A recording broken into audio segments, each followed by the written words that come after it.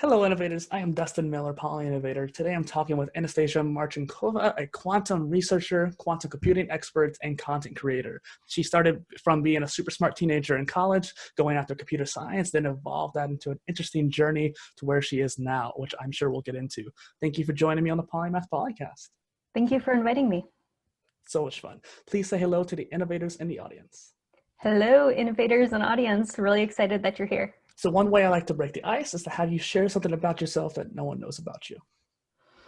That no one knows about me. I think people are very surprised. I have hobbies. I'm really into nutrition, actually. It's something that people aren't expecting of me. I'm taking a graduate certificate in nutrition right now at UC San Diego. That's really cool. Well, and I think a lot of science and people in STEM, people in the medical field, they're always very wise about that because you know that like if your body can't handle just a basic function, especially as you get older, you can't pursue your passions. And so you got to take care of yourself. Definitely. The nutrition part started with me with my skin. I actually had really bad acne for a very long time, and so much of acne comes from food for some people. For some people it's totally hormonal, other reasons, but that's when I started getting into nutrition and going into taking care of my skin. And the more good food I ingested, the better I felt, the better I took care of my skin, and it all kind of came together and got me interested in just the general health and being on my peak performance to have a job, do content, all this other stuff. For sure. Well, it's interesting too, because the saying is you are what you eat really is true, especially when it comes to the microbiome. Because if you start feeding it good, positive, like alkaline foods, the bacteria starts building up good bacteria. But if you start drinking soda, eating bad foods, it starts killing off the good bacteria and feeding the bad bacteria. So you are what you eat.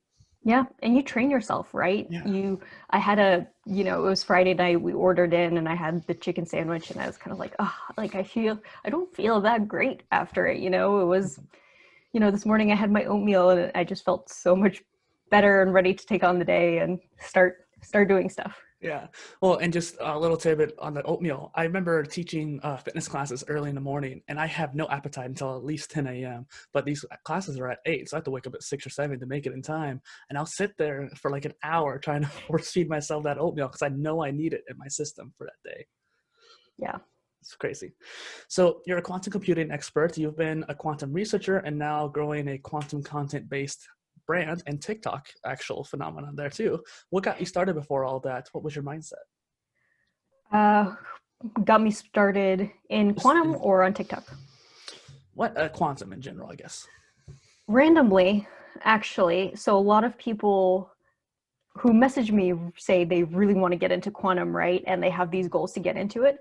I went to college. I knew I wanted to be in science. I went to a magnet math and science school, so I was good at it. I enjoyed doing robotics. I did robotics team there. I went into college saying I would be either, in robotics, doing computer science, something like that. I actually ended up transferring my major to physics beginning of my second year. So I did some research in chemical. I did some research in chemical engineering, and I went in and it was fine. I liked it. And I was a computer science major, transferred my major to biology, realized that biology majors had to just memorize like 1,000-page textbooks, and I didn't want to do that. And then I took physics, and I kind of sat there and was like, oh, I'm good at this. Okay. So I guess I'm going to do physics. So my dad is a physicist. And while I didn't have that thing with kids, like, no, I don't want to do what my parents are doing, I just never thought of physics as a career path at that point, but I was good at physics and I decided to just keep going there. Then, because I was already doing research in chemical engineering, I started looking for a physics research lab, and I really chose it based on the professor, who was kind of maybe a little younger in their career. They didn't have tenure yet. They tend to be a little more involved with their research. And so I ended up emailing a few professors and asking them for a research position. The one that took me was a quantum telecom lab. And that's how I got into it. So that was it. I didn't have a strategic plan. I just wanted to do some research and see what the field was about. And I loved it, and I stayed into it, and I got good at it, right? Yeah. Well, and I love how there's actually a bit of self-awareness in there too. You knew you wanted to do something in science and being in STEM and really kind of pursuing that natural inclination. And at one point too, you're just like, okay, I actually am good at physics. Let's go ahead and pursue that. And Yeah, yeah, I have a very so Cal Newport is an author who I really enjoy reading, and he talks about passion and how people are trying to find their passion, but passion is being good at what you do. mhm, And so he says, pick something that you kind of, you like, you're good at, and then become the best at it. mhm. And that was kind of my mindset there. And for a lot of these things is my mindset going forward. Yeah. And one thing I've been noticing a lot with guests on the show is that a handful of them, like you and me, and even the last guest I had on, Anissa, we all talked about how even from a young age, we sort of knew where we wanted to go. But as we got older, it evolved and started to really kind of come forth. Right. I Yeah. love that. You're interested in tech leadership too. What does that mean to you?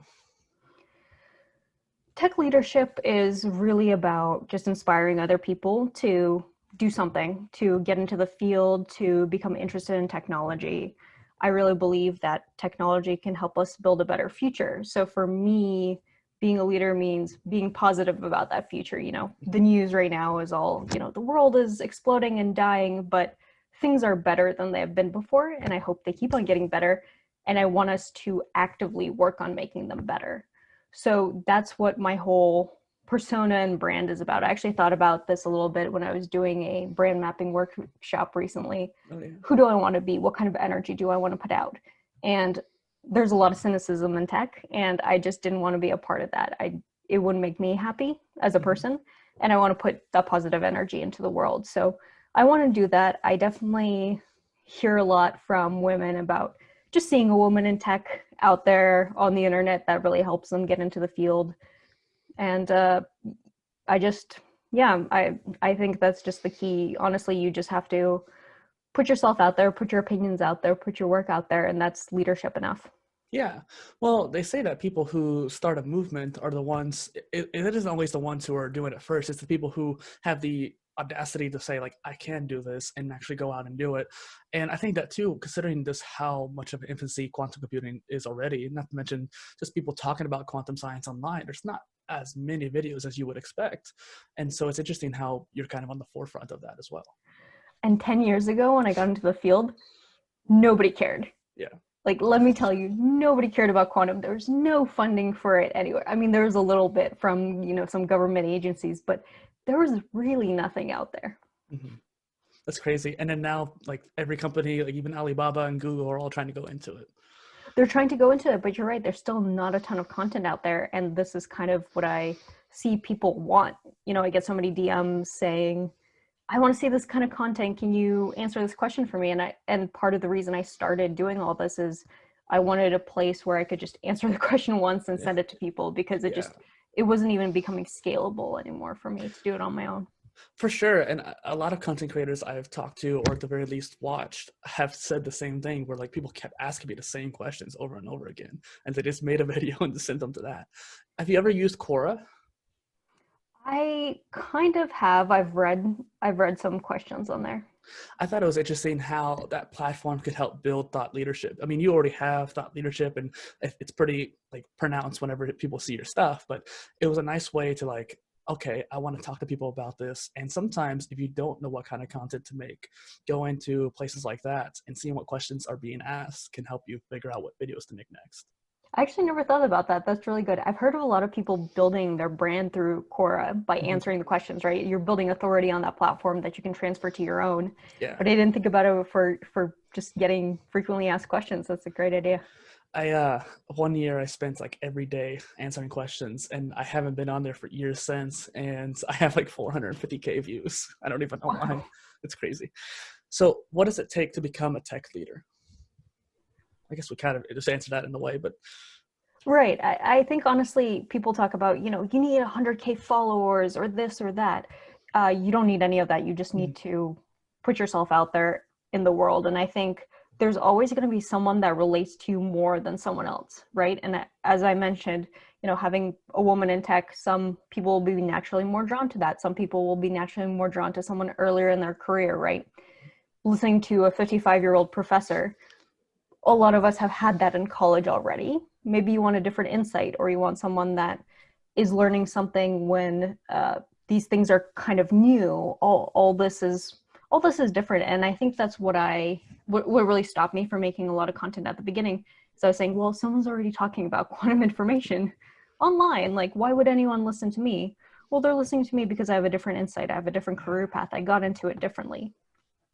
Well, and I think that your career path is really interesting too. Just like we could probably have an entire interview just based on that. And it's cool too, because you do have a different perspective. And not only being a woman in STEM, but also being younger too. Like you said, a lot of people are in their 50s talking about stuff online. One of my first guests, Brendan Kumarasamy, he's a speaker, presenter. And the thing is, all the other presenters making content online were like 50-year-old white dudes. And he is someone with a different background, and he's able to exemplify that in his brand. And I think that's kind of the same thing here, where you get to show a different perspective, and I love that. Oh, definitely. Yeah. How do you plan to become more of a tech thought leader? Mostly keep doing what I'm doing and exploring platforms. I'm still very much in the infancy stage of all these platforms. Like we talked about TikTok a little bit. I think I'm nearing 20K followers, which is wild to me. Yeah. I got into it just because one of my coworkers was like, you should get a TikTok. And I said, I don't dance. And they said, just do whatever. And I watched that Gary Vee video. We talked about that a little bit, where he said, oh, just film yourself, just talking about whatever, put something out there. Yeah. And then people started listening. So I just decided I was going to post 2 times a day for a month. And that's perfect. That was going to be my experiment. And I got 10K followers over that month. And I realized this was a really powerful platform. People wanted to hear more from me. Yeah. So again, because I'm still early, I'm still experimenting with YouTube. I have some ideas of content that I want to do, and I'm sure we'll talk about that later. I'm looking at Instagram. Instagram's kind of a different medium, a different platform. So I'm trying to think about how I want to integrate my life there. They're also different, and you can tell different stories, and I want to tell my story. So I'm trying to figure out how to do that. So we'll see. I'm going to experiment. So it's not all going to be pretty and beautiful, and I'm still new at these things, but I'm going to enjoy the journey. And I really want to do this for myself because, like I mentioned, I filmed my first YouTube video 3 years ago, and I really wish I'd put it out, and I want to not have that same regret. Yeah. Well, and 2 things I think that are really important there is regret. You don't want to have that regret of not sending it out earlier. And then on top of that too, you have that scientific mind where you want to experiment with the platforms. And I think that's very important too, because I know Roberto Blake and even Gary Vee, they all talk about just make 100 videos. Doesn't matter about the quality, just get it out there. And I resonate with you waiting for your first video, because I started back in 2017 and I didn't make my first video till like 2018. I started a podcast, but I didn't make a video. And for some reason I could not get past being on camera. So I always resonate with that. It sucks because you get scared.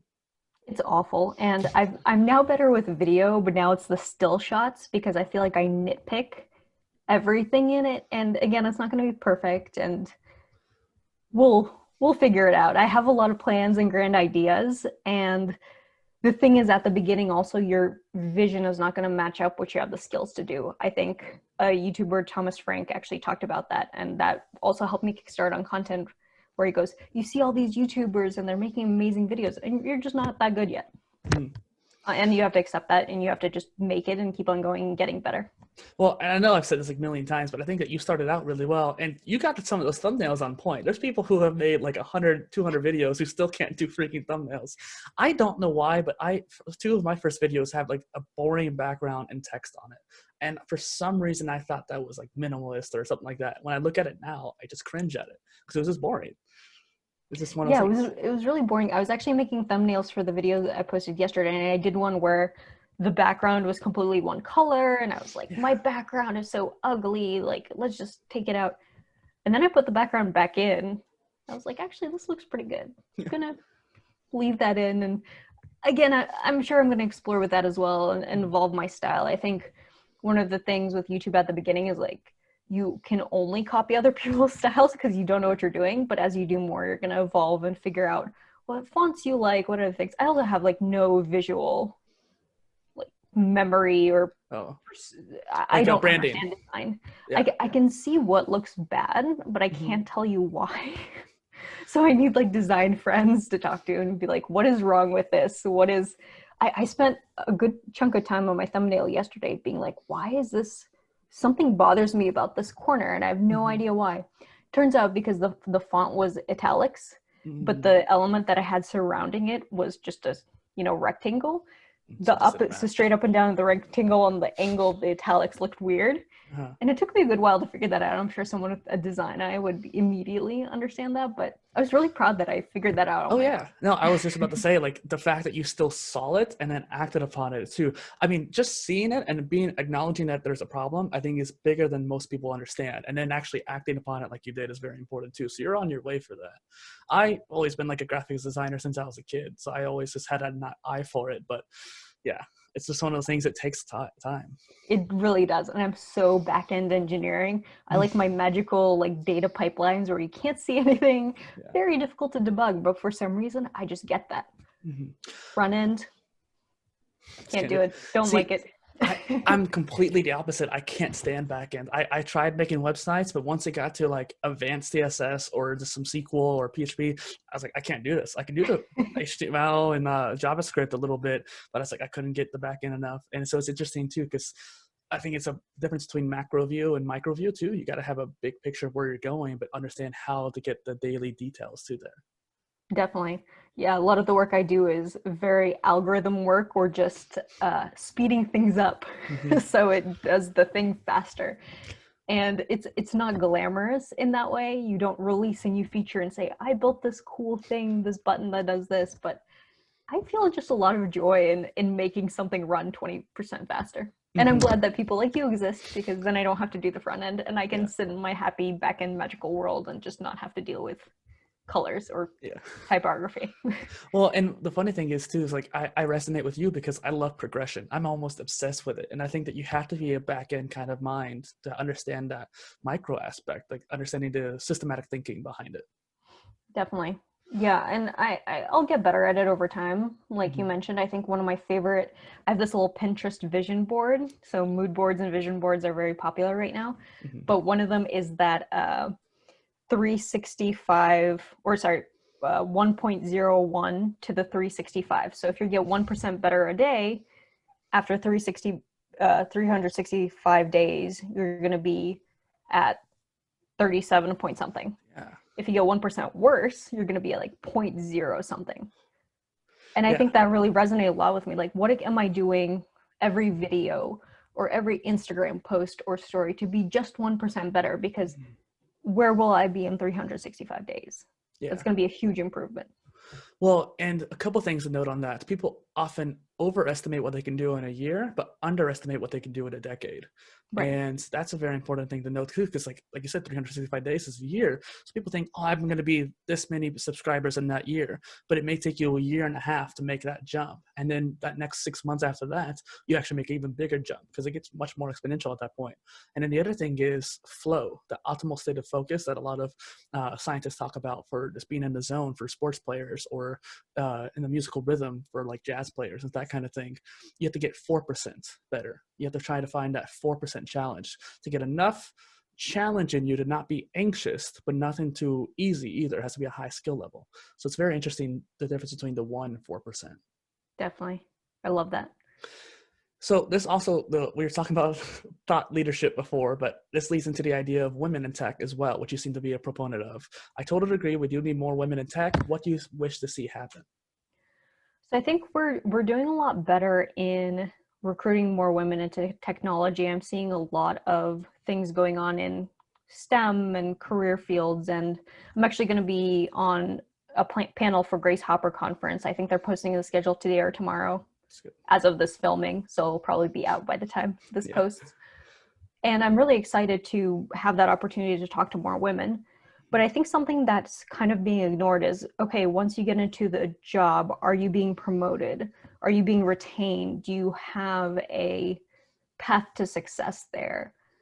It doesn't matter if we get, 50% women into computer science, if you drop 90% of them because of a toxic environment or just an environment where they can't succeed. So I think that's something else that's going on in a lot of places now. They're starting up affinity groups, things like that, but retention policies that help women, be in the field and be in the field for a while. So with software engineers, you have to be on call a lot, right? Well, what happens if you have kids, right? Sometimes maybe if that's part of the job where you have to be on call and there's no flexibility in the type of schedule that you have, women may not stick around the field. They may go into a field like product management because you are more of a 9 to 5. Can an employer make that happen? Maybe they say, okay, well, we know that it's easier for you to be on call maybe on weekends because maybe your kids are at summer camp or away doing things with the grandparents.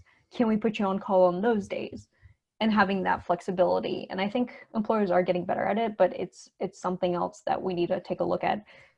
Having more senior engineering women in roles as well is something that's really important. So there's a lot of focus on associate level, junior level roles. How do we get senior women into those roles? The thing so the interesting thing I've seen in women in tech is because they tend to be more, and this is a generalization, so I'm not gonna, it's a stereotype. I know this is not everyone, but women tend to have a little more, empathy, personal connection with people. They tend to be put into manager positions instead of, technology leadership positions. So I think a lot of women that I see who are progressing in their career, they have this path and they go, people are going, oh, you're so good with people. Like you should totally be a manager. And then they start getting away from the technology. But so is there a path to career progression on the technology side as well? There's a lot of questions there. And I think I would, like personally, that's a question that I'm considering for myself. Where do I want to be? I'd like to stay in strategy. I'm not super interested in people management, which I understand is still part of that strategic technical vision, but I don't want to be just a people manager. And I think having that support to progress in deep technology is something that we also need to focus on for women. One, I think too, evolving how the positions are. So like you said, changing the hour base. And I know, like, for example, Twitter now, because of the pandemic, changed their entire thing to be more work at home. And I think that with the pandemic, it's going to change a lot of workplace, what's the word I'm looking for? Traditions, so to speak, like 9 to 5, or maybe if someone has kids, they want to work when their kids are home, so they know they can see them and still be at work or something like that. So I don't know how that might plan out, but I do think that there needs to be a change. And I hope that with everything going on, there is going to be more of a spirit of action, so to speak. Definitely. And I think this is better for everyone, right? Like men have kids too, and they want to be more involved. And if we have that normalized, then men can take that time as well, right? It was kind of sad to me seeing like Mark Zuckerberg, like, took like 4 weeks off for the birth of his child. It's like, I understand that he's a big CEO, but you can take more, right? And having that, but not Sheryl Sandberg, Marissa Mayer came back 2 days later. Like, that's not a good example. And men and women are going to feel bad about taking the time if they see their senior leadership not taking that time. Well, and I grew up around a lot of strong women in my life too, and I think it resonated with me too more because I think you're right. There is a bit more of empathy involved, and it's just a difference in mindset. And I think because of that, I grew up with that more so than some of the more, like, I guess you could say, masculine traits, if we get into stereotypes there. But I think it's interesting too because there is a lot of potential for changes to happen, and I want that to happen. Going on to the next question here too, like, quantum physics is not always for the average person, even though I think we both can agree it is awesome.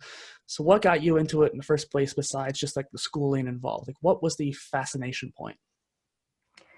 I really liked working with my hands. So I think it was a lot of, like I mentioned, I just applied to a lab and they took me and it was in quantum telecommunication. But because of my robotics background, I think I got the job because I walked in and I said, I can solder. And they said, great, we have a lot of electronics for you to build. So I really enjoyed that hands-on aspect of getting to build things. And I'm not sure where this started for me, this character trait. I don't know if I always had it or I've developed it through being in science, is the comfort with ambiguity, where science is all about not really knowing what the next step is for anything that you're doing. And I really enjoyed that. And I really enjoyed just having the freedom to just toss things at ideas and problems and just figure stuff out, right? I've always been kind of good at that. And I think robotics helped me with that. Science helped me with that. And then I just kind of kept going. And I had a lot of role models in my life who were in physics and academia. So it just became kind of a progression of, I'm good at this, I like this, I'm going to keep on getting better at it. And the next step is graduate school. Yeah.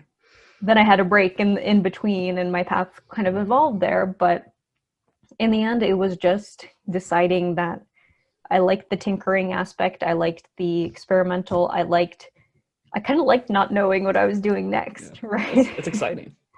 And it was hard, honestly, but I liked that. I've always been that person where if something isn't challenging enough, I get bored.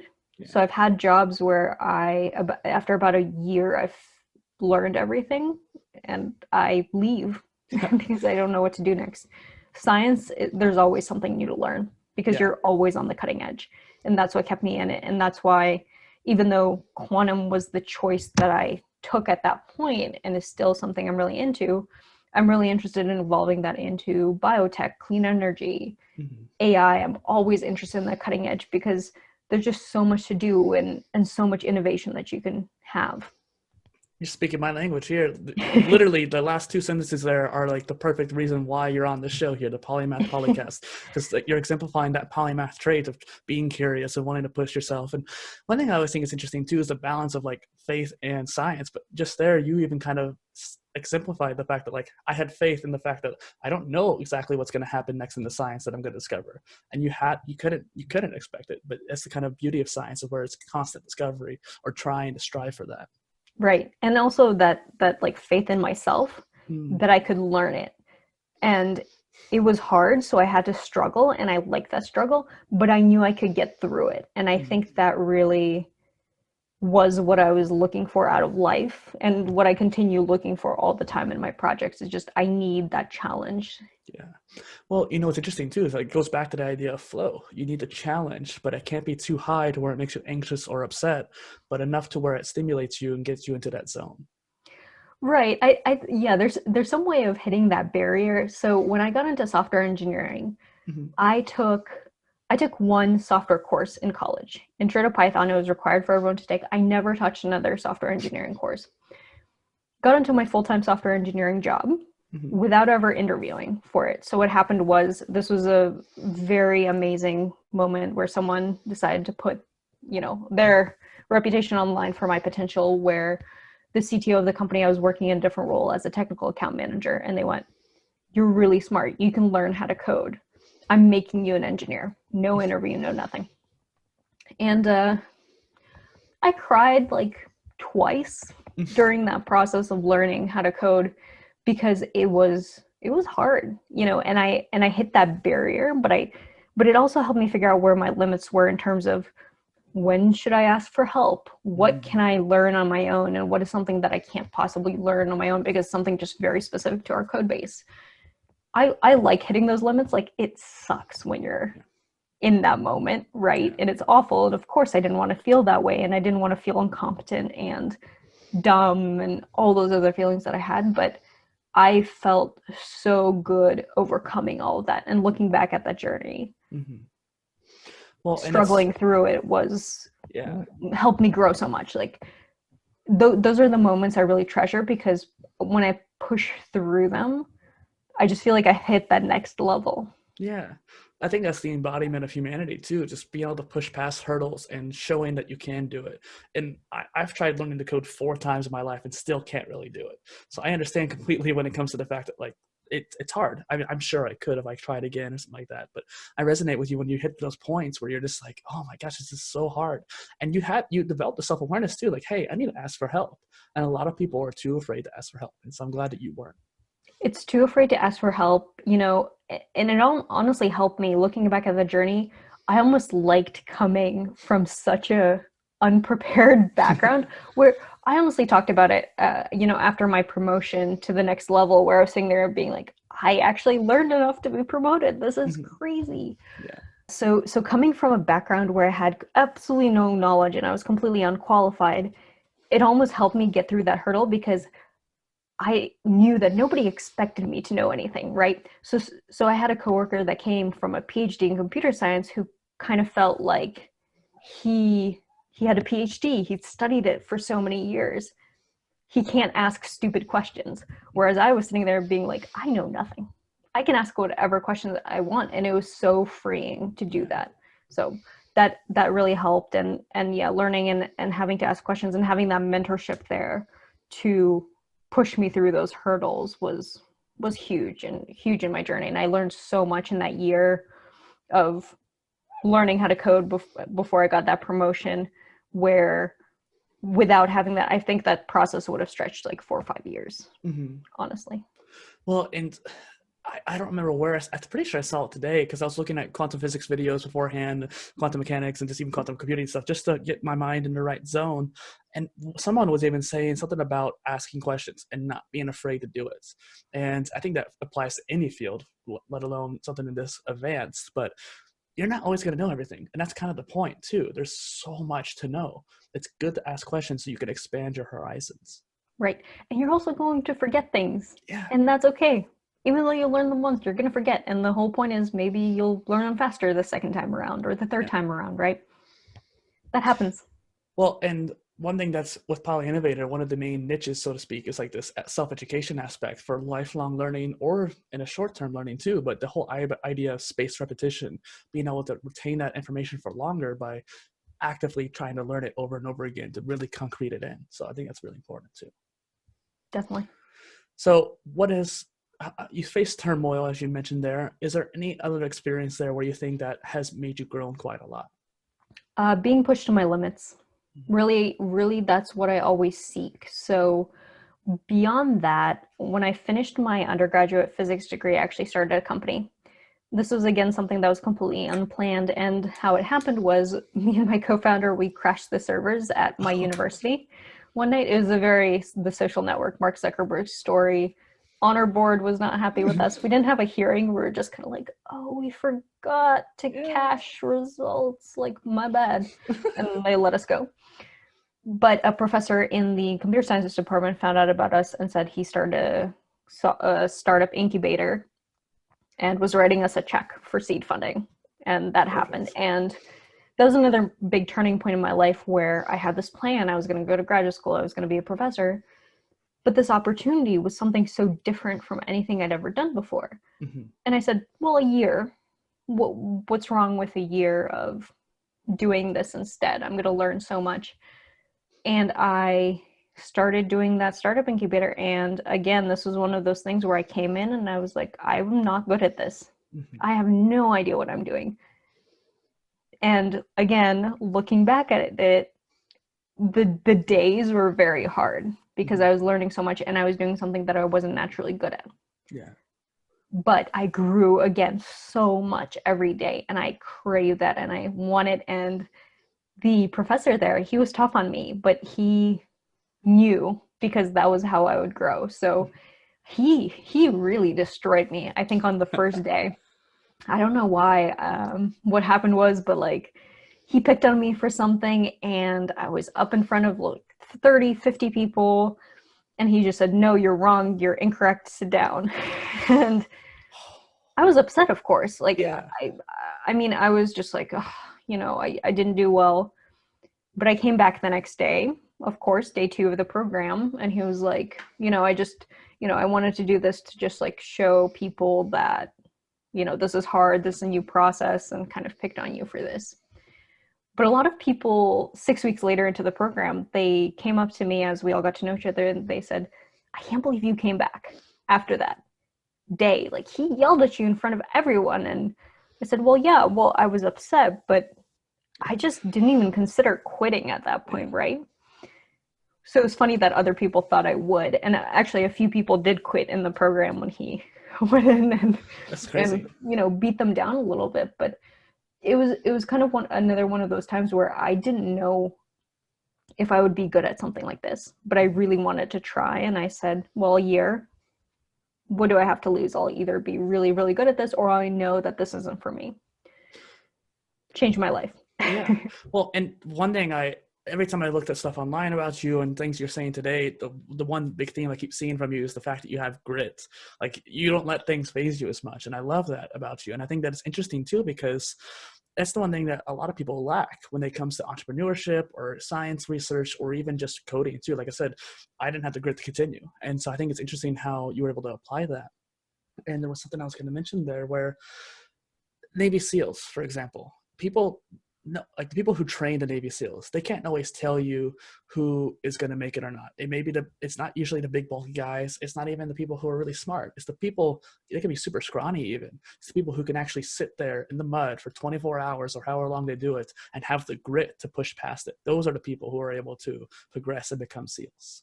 Right. And I never considered myself to be that sort of person, but looking back, I kind of imagine that I'm in this bubble of my knowledge and what I can do, and I'm just like aggressively beating the edge of it and like pushing it, and maybe it pushes me back and knocks me down, but I keep pushing at it. And that's how I've progressed, and that energizes me. I look back at those experiences, those hard experiences, as great, amazing things where I've grown. And I think people should also acknowledge that it's hard and it's going to be tough. I mentioned to a coworker, I was like, yeah, I've only cried twice so far in this job. And he looked at me, he's like, you've cried? And I'm like, yeah, but that's okay. Yeah. I've pushed through it. That's fine. And acknowledging that it's going to be hard and you're going to have emotions about it, but embracing those emotions and pushing through that is fine. And we're humans. We're going to have that. It sucks to not be good at something, but that's how you get better. Yeah. And I think that's a lot of things missing from schools these days. So my brother is 10 years younger. He's 18. So I remember him telling me a few years ago, well, you're good at physics. I'm not good at anything. And I went, yeah, do you know how many hours I spent in the library to be good at physics? Yeah. You see the end result, but you don't see the struggle. So I think being open about the struggle as well helps people realize, like, I can do this as well. I just have to put in that work and I have to push through these things. I'm getting some Gary Vee vibes from you right there. Yeah, I connected with him a little bit through all the videos. He says a lot of great things in terms of positivity and grit and trying things. And it's the stuff that I always kind of knew about, and he just pushed me to actually do it. Yeah. Well, from working at like Coursera and founding CourseShark, which is that the one you're talking about with the incubator? Mm-hmm. CourseShark, yeah. You have a lot of experience in education too. So what brought you to those two endeavors in the like educational idea?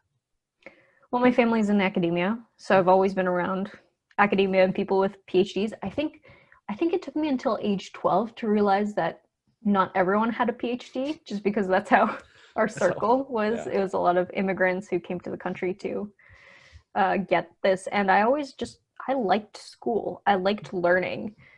It's funny, I realized recently a lot of people ask me, what hobbies do you have? What do you do? And I always said I don't have hobbies, but that's not true. A couple months ago, I realized my hobby is learning. That actually relaxes me. So I will put on a Coursera course to relax, and I'll learn about nutrition or something else that's a valid hobby. It's maybe not a stereotypical hobby, but I enjoy that because it's also not a pressure, right? Yeah. I'm not getting a grade. I could get a certificate if I wanted, but it's truly for me. Mm-hmm. And so because it's so low pressure, I'm just kind of listening, absorbing knowledge, put on a documentary in the background and just kind of zone out. That's fun for me. I enjoy that. I'm exactly the same here. In fact, that's what started PolyInnovator in a way, because I wanted my own career path to be built upon what I wanted to learn. And I chose to create my own degree through Coursera courses, edX, and YouTube videos, and basically put it all together in a long list. And that's what started the modular degree for PolyInnovator, and just started making that from there. So totally get you. Yeah, it's huge. So CourseShark started because that was the product that we had. So we ended up, the tool, what it did was it helped college students plan their schedules. But as we got into the incubator, we realized that wasn't the business model. We tried to sell it to universities, but first of all, the university backend is in COBOL, which I'm sure you've seen on my TikToks. I've talked about COBOL and the run-ins I've had with it. That was because of the startup. And the sales cycle is way too long. It's like 12 to 18 months to sell, and that's just not viable for a startup to do. So we pivoted into helping students find jobs. And what was happening around that time is that edX and Coursera, Udacity, all those platforms were just starting. So we made a second kind of company, or a connector on top of that, a second marketplace to help employers find students, right?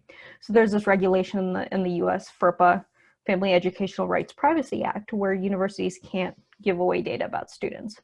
We had data about what classes they took, and because we were a third party, we could sell that. So we asked, and it was really funny actually. So every week we had this, what experiment are we going to run this week? It was a very lean startup based program where you had to interview 25 people a week and talk to them and figure out how to actually build a product market fit.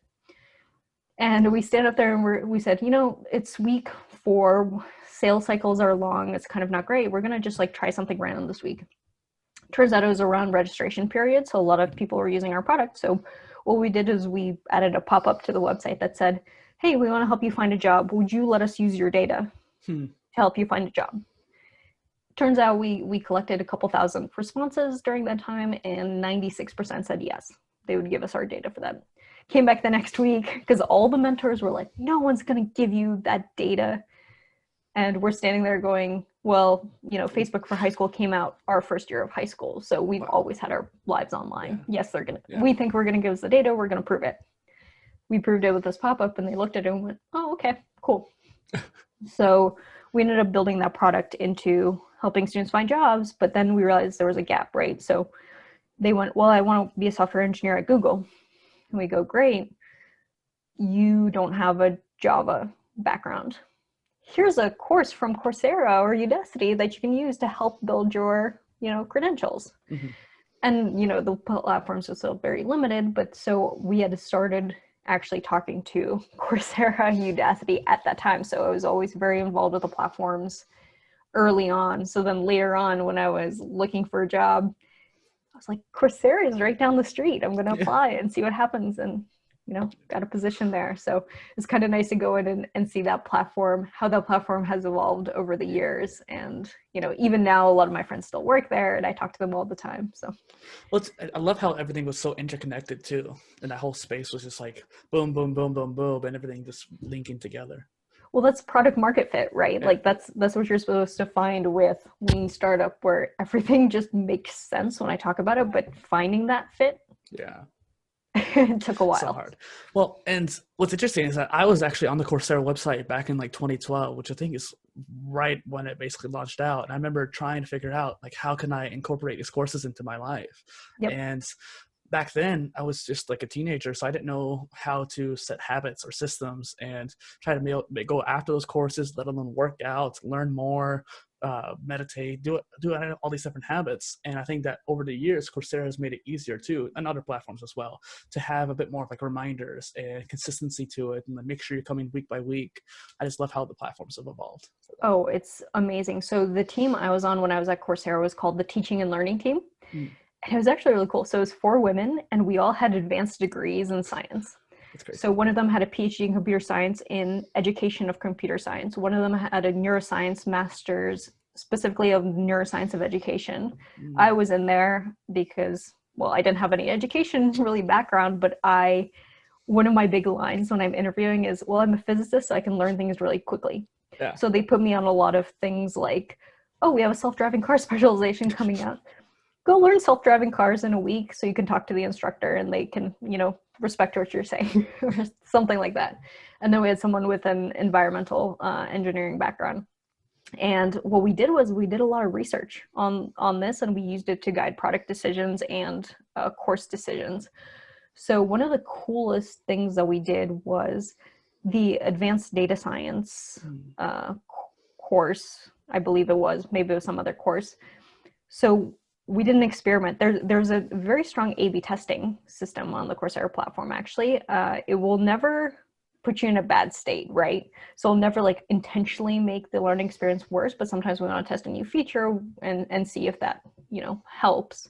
Mm-hmm. We'll add something new to see if it helps with conversions or something like that. But one of the most interesting ones we did is the instructor did his courses on green screen, and we changed the background.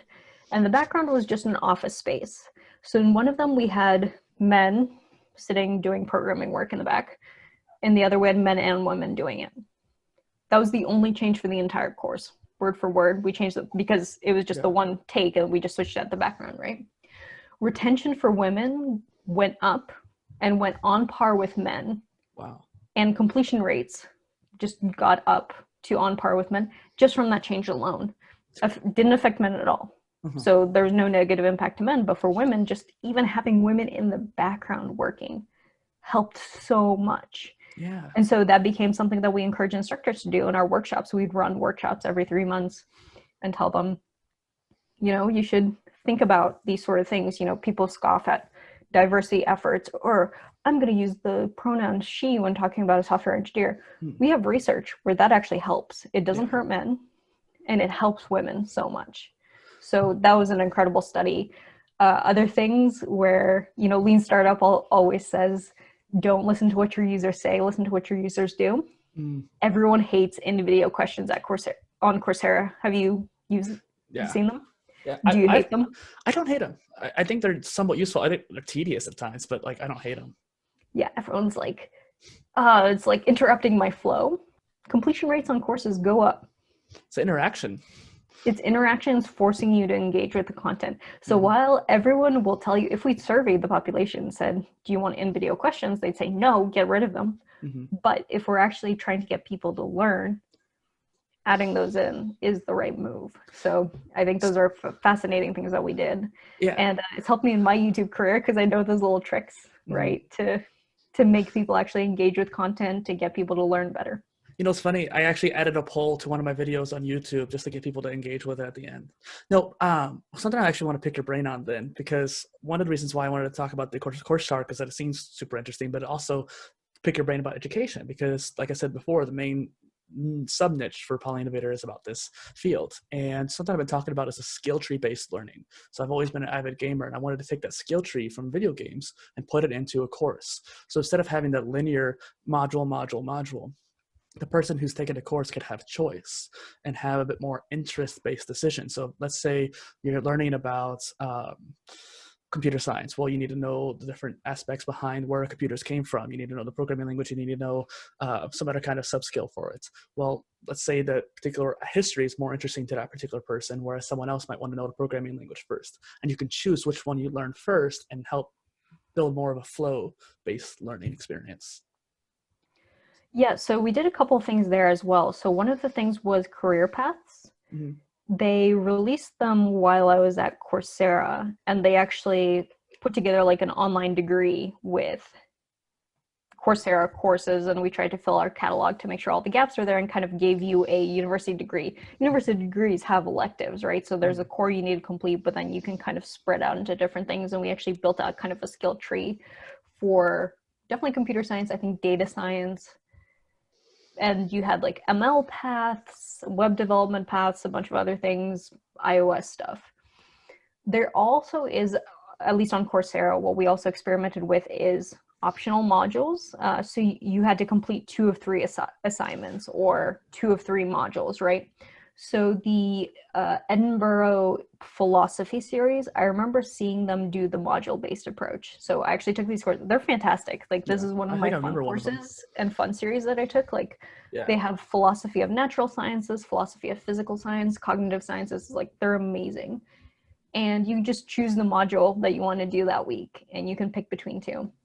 So that was awesome. And then also we played around with those optional assessments for learning styles, right?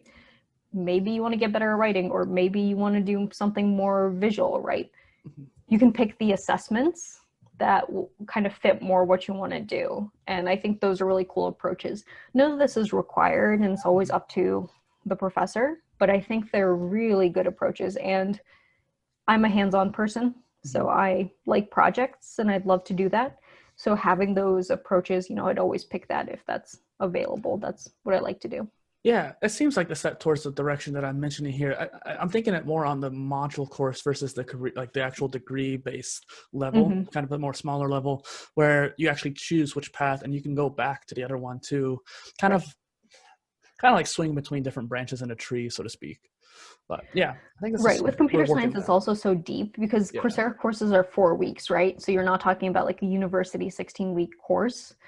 They're kind of smaller chunks. So course level there made a little more sense on that. But yeah, I get what you're saying with that approach. Well, and I think there's nuance to it too. I just wanted to pick your brain on it because it's just interesting, just the whole idea of how we approach education. That's what I've been trying to change people's thoughts on. Not necessarily the actual learning management systems per se, but yeah. And right. And the thing with the online courses, which I really like, and I've seen my brother's high school actually starting to take into account some of this research, but at Coursera, we call them learners because they're not students, they're volunteer learners, right? So they don't have to be doing this. They're choosing to spend their time with you. And so they don't really have deadlines. They don't really have that external push to complete things. So there's a lot of interesting things that you can do there. But my brother's high school started doing this flipped classroom, and that's what Coursera is really about, right? The idea is you pre-record a lecture, but the professor will be there. They're going to spend their time in recitation. They're going to spend their time like working through problems and stuff that why do you need to just look at someone lecturing? You know, it's very automatic for them. Record that, have that be the homework. Yeah. And then in class, you're actually doing the hands-on stuff to actually help you learn things. And that's where you really need that mentorship, like we talked about for software. I can read the textbook on computer science, but when I'm stuck, I need that hour with my mentor to get through that, right? So they're starting to experiment with that. And then also Coursera has the approach of you can't progress until you've reached mastery of the topic before it, which again, in a larger setting like in college or high school, you have 30 kids in a class. Yeah.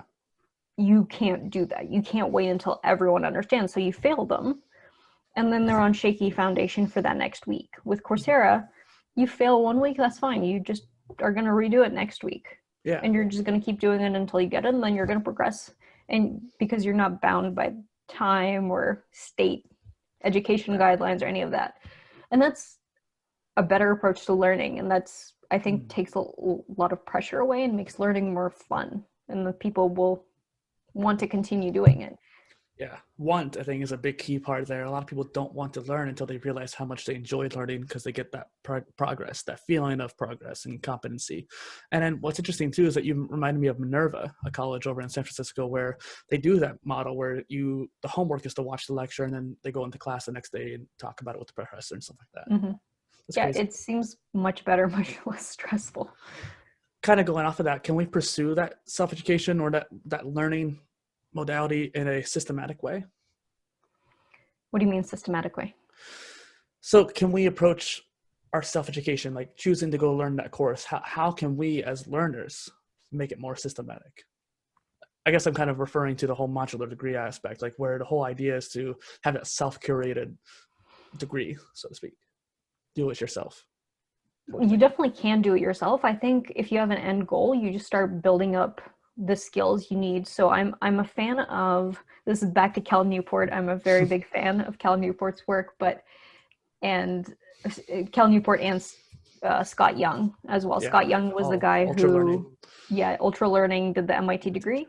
And his book is great. I don't know if you've read it, but he talks about how to build this degree system, right? He did the MIT one, but he went, okay, what's my end result? And Cal Newport talks about this as well. How do you get really great at your career? What are the skills that are needed?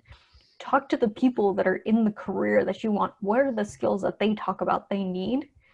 And then you can build your degree off of that. So, a lot of web developers probably don't need OS courses, right? But a university will make you take that anyway.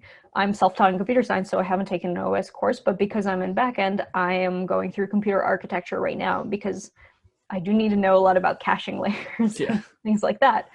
But I'm going to skip JavaScript completely. I'm not even going to touch any of those like web design courses because it's just not something I will touch. So I'm kind of just learning the next thing. So in my software engineering job, I had my book, my Golang programming book, and I kind of skimmed through it to get all the ideas of the concepts, but I did not go deep into everything. And I kind of said, okay, I'm not doing any projects that I have to do threads or channels yet, so I'm just going to skip that. I know the terms. And then when I got to the project where I said, oh, I know what a channel is used for, and I need to use a channel cleaner. Now I'm going to go learn that. Yeah. And it's kind of like, it's like just in time learning is kind of what I was doing there, because I just knew what I needed for the next projects and kept building those skills. So It reminds me again, of it goes from the book beginning to end. I just jumped around. understood the ecosystem first, and that's what Scott Young talks about. And then you kind of start filling in the gaps of like where you need to be and building that out according to what an expert in the field like thinks you need. Well, it kind of reminds me of the Feynman technique, where you're just breaking things down more and more and finding what you don't know.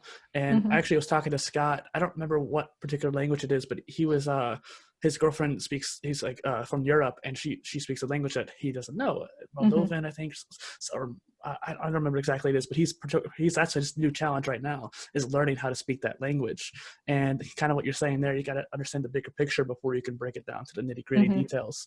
And it's interesting to bring up the MIT challenge by Scott Young, because that was one of the main motivations behind the modular degree.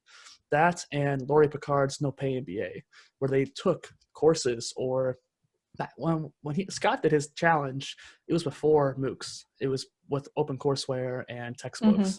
But with like Laurie Picard, Coursera had been out for a while, edX had been out for a while. So she just combined a whole bunch of courses together into a MBA degree, essentially. And that whole idea of being able to put together degrees, what I wanted to incorporate there with that mod degree system. I just think it's fascinating how if you can break things down from that bigger picture, you can organize it in your own way. What do you need to learn? And that's what's most important. Yep.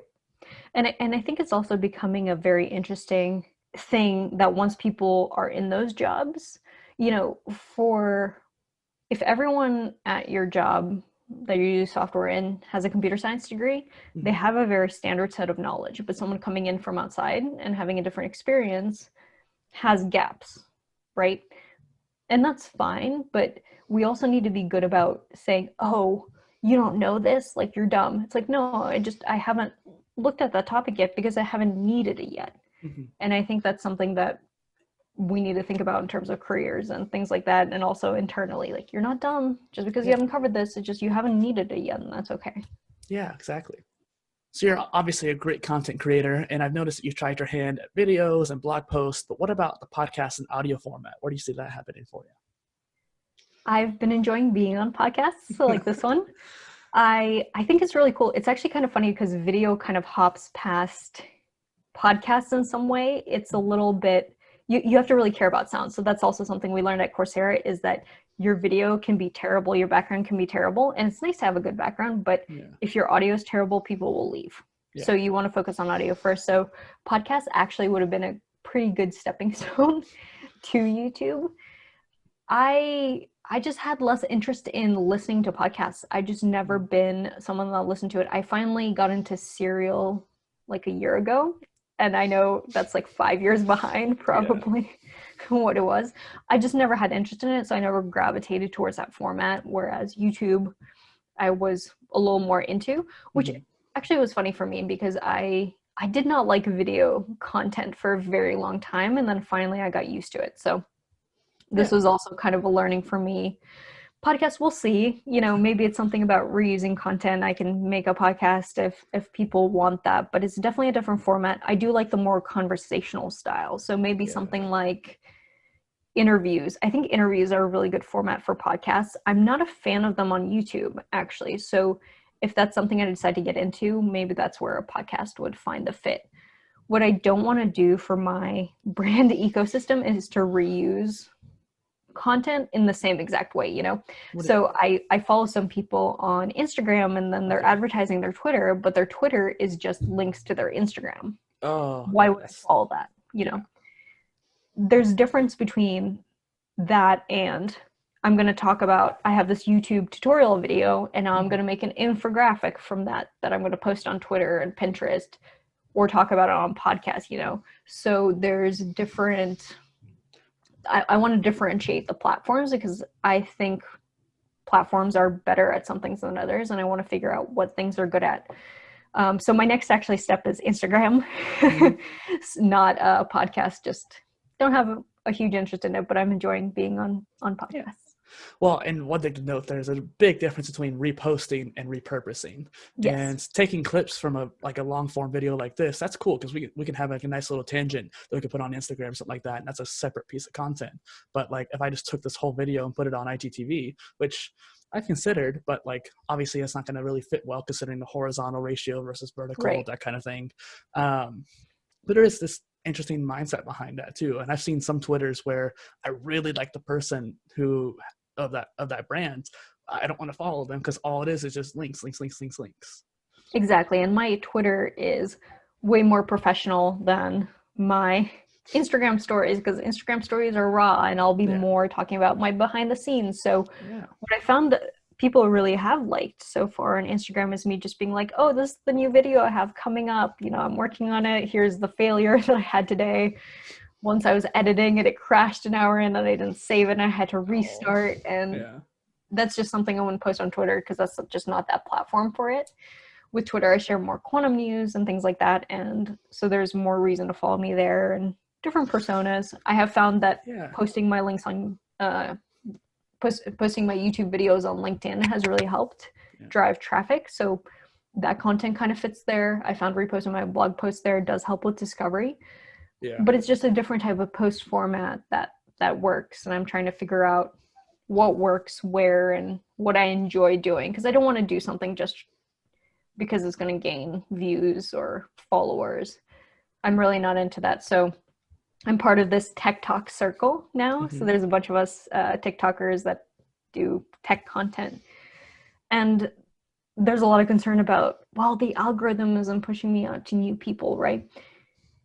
And sure, that should be a concern for people who want to grow their following, but also remember your fans. You know, so I have videos. I in my first experiment, I switched between the meme type videos and the quantum, me staring at the screen content, or like talking about algorithms or something like that with the sounds, versus like really, really jokey content.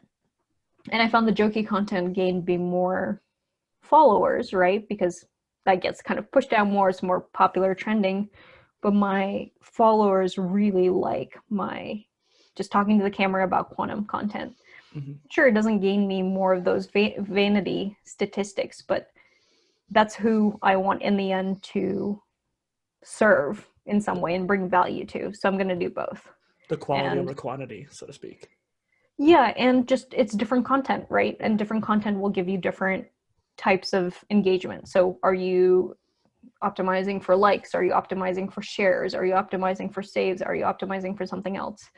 The more technical content, while it gets less viral, that impacts people's lives more. And I've had messages come in saying, I'm going back to college because I didn't think I'd be interested in anything there, but you started talking about quantum and this is so cool. Like I'm going back to college and I'm going to study physics. Well, that's I personally amazing. like your more tech videos over the meme ones anyways. I like the meme ones too. I do find that it's interesting to have a balance, but I do like your tech ones. Yeah, it's both, right? And I think that's the fun part. And again, it's an experiment and some things flop, some things work. And sometimes I get so mad that a video I spent 30 seconds on is so much better than the one I spent 2 hours on. But well, and the life. TikTok is so weird too. The algorithm changed recently too. I'm sure you noticed where people of all calibers and like followings had lost engagement. I don't know what they tweaked on it, but basically a lot of things weren't being served out to either followers or even the For You page. And it's just very interesting how they changed that recently. Yeah, it's weird because a lot of the tech talkers were affected and it seems like the dance videos are getting better, but the tech videos are getting worse. And I think that's very strange because TikTok has said that they really want to shift to more educational content. So that's in their strategy. Yeah. So they're probably tweaking things and looking into things. And again, like you don't know if the algorithm will like you today or tomorrow. All you can do is kind of just keep doing what you like to do, what people seem to like, and kind of a balance between. You should never do something you hate just because there's more followers or engagement through that. So finding that balance of like, I like doing this type of content, people like it and it brings them value. One thing I have a weird thing with TikTok is that, like you said, they're not showing tech talkers, but I've also seen over the years when I don't want to go too deep into it, but BLM, when that was a whole big trend online, the whole Blackout Tuesday thing, a lot of those videos got squandered and pushed down the rankings and weren't getting viewed. And I saw a tweet by TikTok saying, we want to share your story. When I actually was on the platform, I saw the complete opposite. Same thing with handicapped TikTokers, where I know one particular, Lolita, she got really viral really quick, and she was really cool, made good videos, but her stuff got completely trashed on the algorithm once they started doing that. And it was weird because they completely squandered that entire population for no reason. And I think it's just very interesting how they're targeting people, and I don't like that in that platform sense. Yeah, so there's a TikToker who does research and does statistical analysis on TikTok, and they did a study on that saying TikTok had committed to pushing out more creators of color. And they said, well, we haven't seen that, right? But let's actually do the statistics. And they did the statistics, and they did see that their content was actually being pushed out more than average, or should be on that statistical analysis. So it's one of those things where I said once in work, your feelings are not a data point, because you might feel that, you know, you're not getting that content, but overall on the platform, that content is getting pushed out. So they actually proved that is, or at that time was happening. So that was really cool, and that made me feel better. And I have noticed that now that they said it, there are more creators of color popping up in my feed. So yeah. Well, and that kind of leads to another question that I added, because what do you think of the whole TikTok ban? they're not going to ban it. Okay. Well, I mean, they might write an executive order, which might have happened already. I think it happened already, but they have like 40 days to get bought out, which Twitter and Microsoft both are in the talks to do it, but both of them have a bad history of platforms like that. Mixer and Vine, for example. Right. So one, I don't think it will happen. Okay. If it does happen, I think that's really sad. Yeah. Because the US is all about freedom of expression and things like that. There's no evidence right now. So Crypto Llama posts a bunch of videos on this, and he posted a bunch of things. There's articles saying security analysts have found no issues with the security. They hired a US CEO. It would be really sad if perception would ban an app like that, because it means kind of, to me, it feels like freedom is being lost. Yeah. So I hope it doesn't happen, and I'm pretty sure it won't happen, because that will fundamentally change US society, I think. If it does happen, I mean, I'm building other platforms, and the thing is, this is another Gary Vee thing, right? It's, you can't be tied to the platform. Yeah. You need to explore other things, make content for different platforms. In the end, my website, which I need to remake, is going to be my home base. My website I will always own. And, you know, TikTok isn't going to be popular maybe in 2 years, but maybe YouTube is still around, or maybe there's a new video system.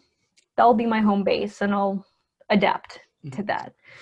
But yeah, a lot of creators who have only TikTok followings are worried, because that's their livelihood that they're losing. And I just don't have anything very like deep embedded in yet, but I do try and drive people to other platforms to kind of negate the risk. I find that it doesn't convert very much. I mean, our whole connection came from TikTok. I found you via TikTok, I think, and I started adding you on other platforms. It's like, this cool person's really cool, I'm going to follow her everywhere else. But that was one of those things where, like, I don't know if I would be a super fan per se, but like I'm a big fan. And so I know I jumped to different platforms, but I know many other people who have millions of followers only converted maybe 14,000 versus like if on Instagram, Will Smith just made an Instagram this year, I think, and he had tons of followers on like YouTube and Twitter, whatever other platforms he was on. And he went in 9 months from like 0 to 2 million or 14, some big number. And it's like, those platforms convert a lot more, maybe because of the age. I don't know, but it is interesting. Do you have any alternatives to TikTok lined up? Not really. I tried Triller, and it was awful.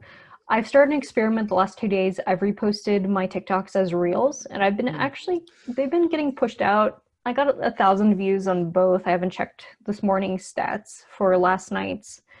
20 to 50 likes. I don't know. I'm just going to keep posting and just seeing what they like. I'm kind of doing, what I really like is that the captions can be long. That's a big thing on Instagram now. So I'm going to start doing that a little more, writing like actually long captions that bring more value. You can't do that on TikTok. So maybe that's a differentiator there. So we'll see. I tried reposting on Triller. It was so bad. I couldn't figure out the UI. I tried Dub Smash too. It was just like So we'll see. Maybe that content just dies off.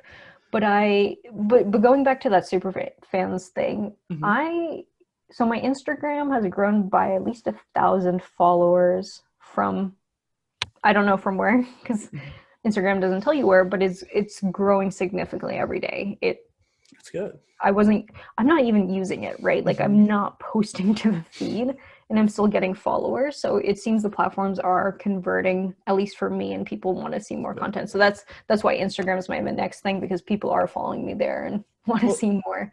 So you say you're not posting the feed, but you said you're posting the stories and reels, right?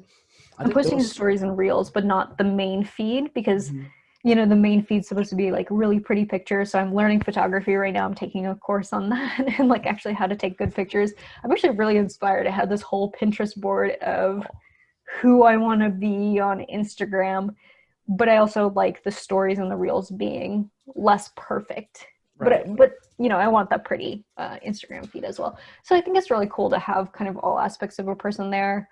I think TikTok was converting pretty aggressively to my YouTube. So that has helped. So even when I was posting no videos until I think I started posting early July again, I think I got like 300 subscribers that probably came from TikTok. So, just to interrupt real quick, I can't get Reels to work. I think just today, actually, I looked on Instagram and it looks like there's a new update to the app. And I'm on an Android, so that might make a difference. But I literally could not upload or save any of my Reels for the past week. I've tried at least 3 different times, and each time it just would not load. I'd click upload or next, nothing would happen. It was just stuck on the loading loop. Which reminds me, I have to file a bug report. I found one yesterday. I have friends that work at Instagram, so I'm gonna go directly to the source. Awesome. I have an iPhone, so I haven't had problems with that. But so Instagram limits hashtags to 30 hashtags, and I think it will break, or it will warn you if you do more than that on the captions or comments. The Reels didn't do that, so I kept adding them, and I was like, I wonder what will happen. Turns out it just clears your entire caption out. So it has nothing in it. Lovely. And it doesn't actually break. It just clears it all out and it will post correctly. It doesn't error out. So I'm going to mention you should probably do an error instead of just clearing everything out. So I had to like go in quickly and re-add the caption in. So interesting. Yeah. Well, and you mentioned about links too. I think that IGTV is really interesting because you could add links to that description as well. I think that's really powerful. You can drive a lot of value in the captions themselves, and I don't think a lot of people are taking advantage of that. So I'd like to do that more.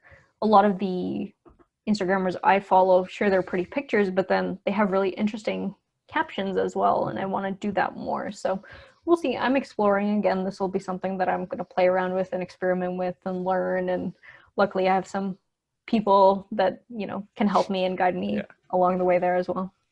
So between your technical knowledge in programming and physics and quantum mechanics, you have managed to find time to create all this content. This divergent nature in you is what drove me to think of you being a good guest in the show, like I mentioned earlier. What drives that creative force for you? I need something to relax me and something like that. So so we know that people who create content are happier than people that just consume content. That's been proven. Again, I think that's a Cal Newport. Digital minimalism. I'm gonna like shill for all of Cal Newport's books because they really changed my life. That's good. He's a good author. He's an amazing author, and So Good They Can't Ignore You was kind of what drove me to understand that, hey, I'm really good at this thing. Be the best, or be better in some way than someone else, and that will give you success and give you freedom. But so I wanted to stop kind of half doing the content creation stuff, and it's become a good way for me to relax. And then people want to talk to me about this content, and I think that's really cool, and I really enjoy that. And again, that inspiring, the likes, the views are great, but when I get that message saying, hi, I'm a high schooler and I saw your TikTok or I saw your post, can I ask you a few questions? They're always like the sweetest people. They're like, they're so excited when I answer. And I'm like, of course I'm going to answer you. Like, this is what I live for. Yeah. And it makes me feel good that, you know, I'm not in my bubble. I'm not just doing my research and my work. I'm actually helping affect people's lives, even on this tiny scale. Right. And that drives me. Those messages are the best ones. I love that. And I think that it's interesting too, because I do feel like your YouTube channel is one of those things where you're going to definitely gain a lot of traction. I feel like it's just one of those things I've seen many channels grow and the things that you're doing on there. And there's this idea that I wanted to mention to you. It was for content creators by Tribe Tactics, a company that helps with repurposing. They call it the original series, kind of based off the Netflix idea. A way of organizing your content into a bingeable stream. And I'm really curious to see what sort of thing you might do to create an original series for your brand. Yeah, I've been thinking of some like more entertaining content. So I do want to start a little bit with more technical tutorial content to just drive that authority. So I want to start out with a little bit more how-tos, science things. One of the original series kind of thing, and I might wait to do this until YouTube Shorts come out, but I was thinking of doing like a quantum glossary. And so you'll have like, you know, all the quantum concepts and just like short bite-sized pieces. So you can either, binge through and be like, I just learned 10 quantum definitions or 100, or you can come back to it and write and be like, oh, I'm reading this textbook. I forgot what this term means. I have this like 2-minute video that helps me explain things. So I'd love to have something like that. Some entertainment content. So I've also been working a lot with machine learning, deep learning. And I have this dumb idea about... There is no thing that's a dumb idea. Yeah. So a few years ago, I was doing the Andrew Ng deep learning specialization, and they were doing word embeddings, and we did something about creating new dinosaur names from a training set. So I finished that course and I went, okay, I want to learn more about this and do something longer and do more training. So I scraped all quantum paper titles from archive and had the deep learning technology make up quantum titles. I was like, that's so fun, right? Yeah. Like, can I trick people into being like, which quantum title like papers are real and which ones are fake, right? I was like, that'd be a fun kind of tutorial to do. And I was like, oh, maybe I can expand that into like cooking recipes made by an AI and kind of make that content entertaining and educational. Like, let's talk about how deep learning works while trying this terrible recipe after one training epoch. And here's the recipe after 50 training, you know, stuff like that. I think that's just fun and entertaining. I've been really inspired by Robert Downey Jr.'s Age of AI YouTube original series. It's kind of like a Google advertisement because they talk a lot about Google projects, but I've been loving that whole thing. So I'd love to have a series on things I work on or what other people are working on in all this cutting edge technology. Like, I'd love to do something like that. That's definitely higher production value than I can do now, but that's something I would love to explore in the future. Yeah. I just had an idea. What if you did like a deep fake video and see if people could tell if it was actually you or not? Maybe. Linus I don't know. Does YouTube like that though? Well, Linus Tech Tips just did this recently. They made a whole video on like, they got someone that looked just like him and then replaced the face with Linus, the main guy. And yeah, it was interesting. Wild. Yeah, maybe something like that. I just love to explore. And again, my social media channels are so new that I feel like I really have the freedom to explore because, you know, the difference between a video doing well and flopping is like tiny. Yeah. So, okay, nobody will watch that video. Fine. Maybe I just like making them and maybe people will give me feedback about what they like to see, whatever. But yeah, I'm going to try a bunch of things and just see what people are interested in. I do want to get some of these basic tutorials out first and then talk about my journey into software engineering a little bit, do more of these personal ones. I want to talk about how I took 22 Coursera courses in 3 months. Ooh. We had a challenge at Coursera to, we were really big into like getting employees to start using our platform more. So we had a competition on that and I got second place. So 22 courses in 3 months was second place. Wow. Just saying. But what was the winning number? It was like 23, 24. Oh, okay. She was just above me. It was actually one of my teammates and one of my best friends on the So we got like really competitive. Yeah. But also it was kind of different. You know, people say don't have time and, oh, it's easier because you work at Coursera. Well, actually, no, because the last thing you want to do after working on a platform for 8 hours Just is go to back to that place. go back to the platform. Like sometimes I'd be sitting there learning and I'm like, oh, I see a bug. Oh no. No, don't file it, don't file it, don't file it. Like get back to your course. But I found ways to also fit in the time. So I would, Yeah. there's specific courses that did better to podcast style learning, right? There were other courses that I found I could do on the treadmill. So I would go to the gym for 45 minutes in the morning and get through a week of content. Yeah. Okay. Just on the treadmill. Interrupting there, where do you see accelerated learning then? Like, do you speed up your videos? What do you do? I do sometimes 1.25x. It really depends on the speaker. So we always encouraged instructors to speak faster because people tend to speed up content. And people also think you're smarter if you talk faster. Funny side tip. I actually listened to most videos at 2x or 2.5x, but it took a long time to like build up to that. I used to do it at 1.25 to 1.5 for a long time.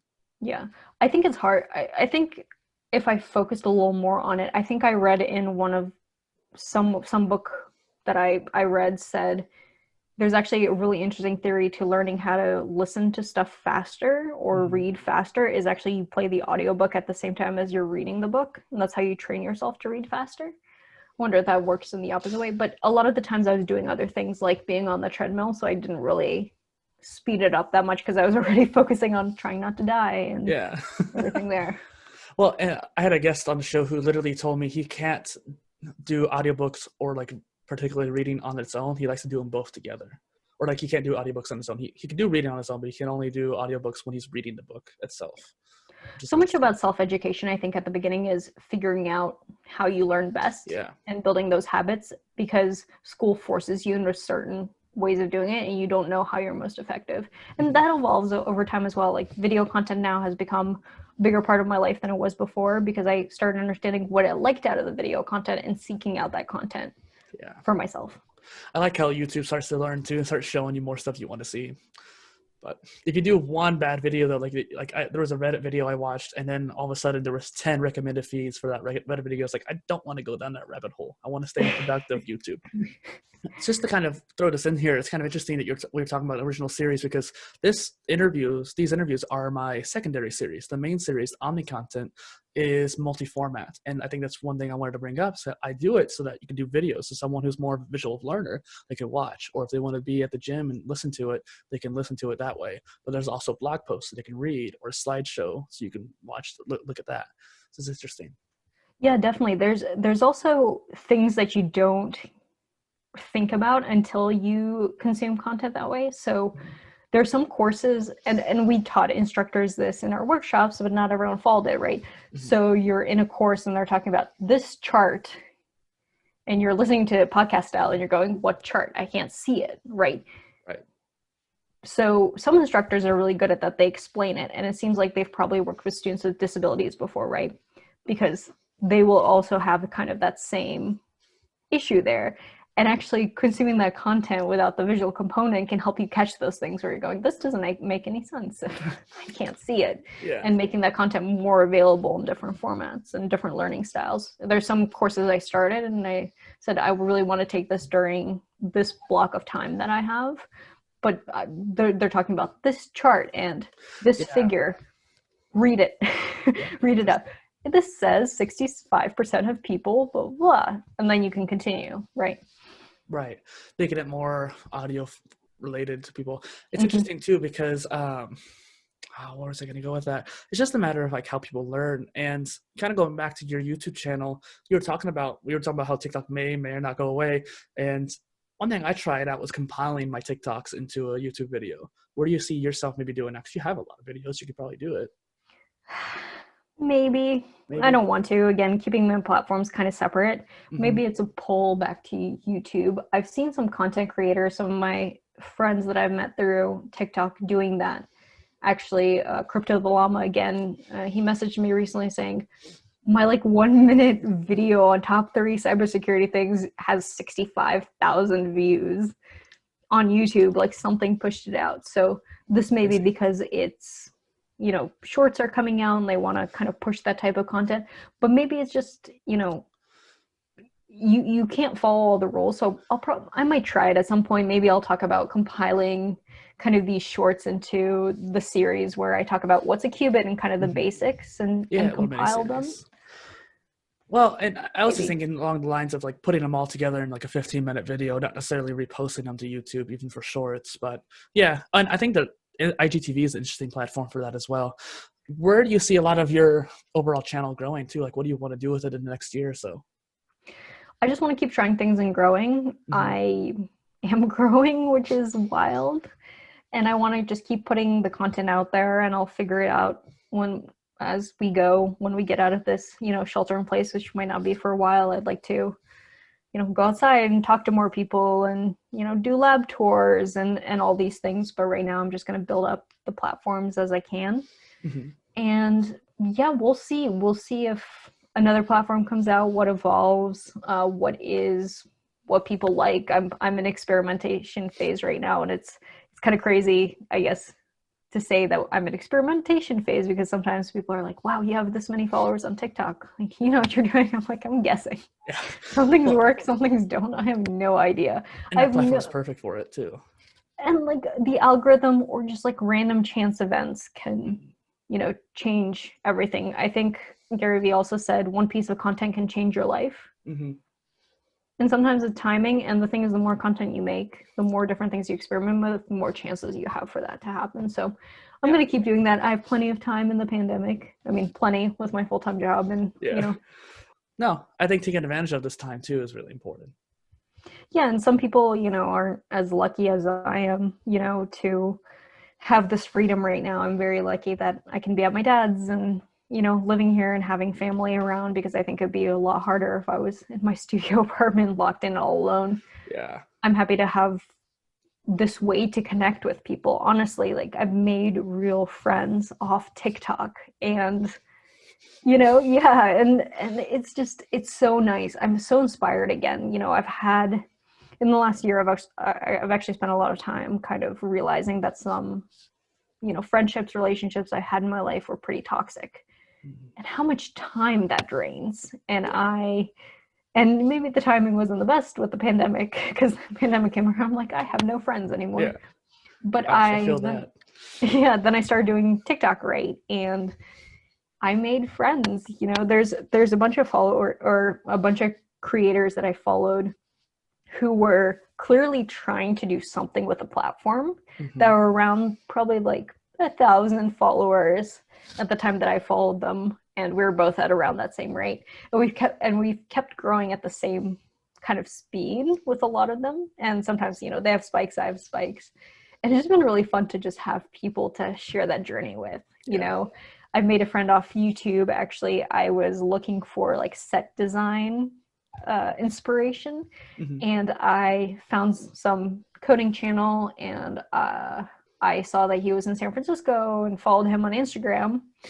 And I was just like, hey, you know, I'm working on my channel. You know, your lighting's really cool. What do you use?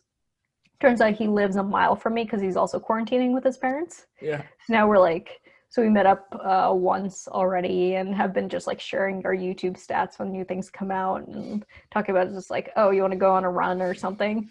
So it's been awesome. And it's just like so inspiring to have those people around me, and you can find them anywhere, you know, even on silly TikTok that has no good content. Like I'm talking about quantum physics on TikTok. Right.